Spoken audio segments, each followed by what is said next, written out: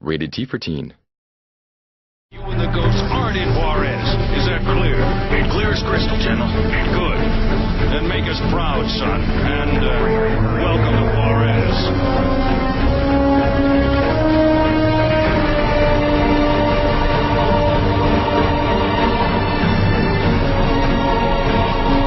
Hi, I'm Whitney Robinson.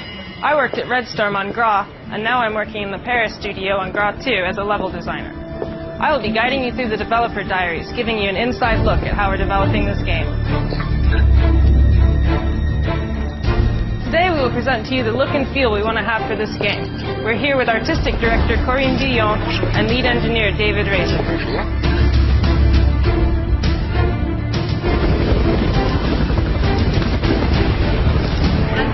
For the artistic direction on GRAW 2, we had two main objectives. First, we had to create a special ambiance so the players can really submerge themselves in the game. And secondly, we had to rework certain elements from GRAW 1 that needed to be improved upon. For GRAW 2, we developed a lot of new elements that we added to the game in order to enrich the storyline and bring in some new tech features. The game takes place on both sides of the American-Mexican border. The idea was for the player to protect the U.S. from any direct attack on U.S. soil. In order to build the drama around protecting this borderline at all costs, we have two main things. Through the use of filters, you can identify exactly which side of the border you're on, whether it's the U.S. or the Mexican side. The idea is that the graphic rendering evolves dynamically, giving an aspect to the game that's much more realistic than in the previous version. This new Ghost Recon story uses all new tech features that we've developed and added to the motor. So exactly what is ambient occlusion? Ambient occlusion is a visual technology feature that accurately reproduces the way shadows appear in relation to its geometry. For example, on a building with a balcony, the shadow under the balcony is stronger than on the facade of the building. In GRAW 2, we've also added in a real-time day and night cycle during the mission. This allows you to see the sun moving as you play, see the shadows on the ground change, and to really have the impression to live an adventure, minute after minute, just like in real life.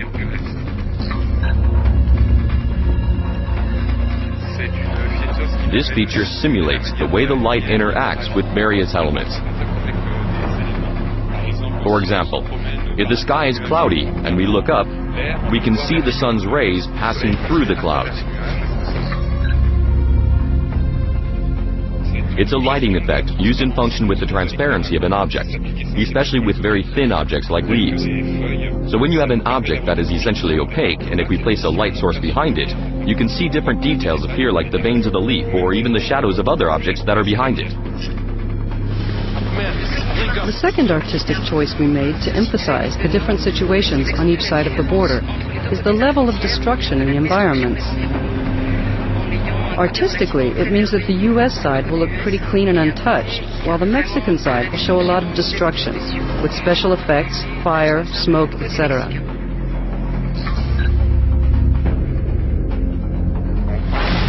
Take the example of two cars burning in a street and a helicopter landing between them. The columns of smoke will move away from the helicopter and disperse.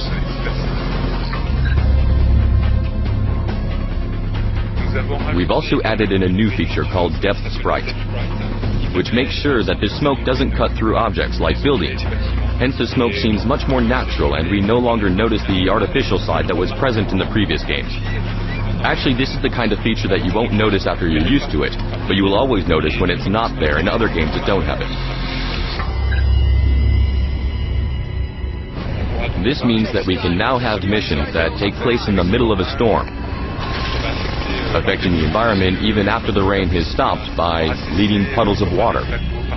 And there are also sandstorms in the game. All that brings more variety to the gameplay. What's important is that each feature is developed separately, but they interact with one another. For example, ambient occlusion combined with HDR lighting simulates an extremely realistic light.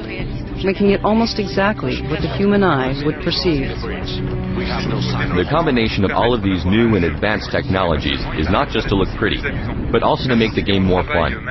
Because if we work closely together with Corrine to develop everything that's necessary to have a better quality game, we also work with the game designers to bring them all the solutions necessary in order to have a gameplay that's richer and more fun for the player. I need this taken out!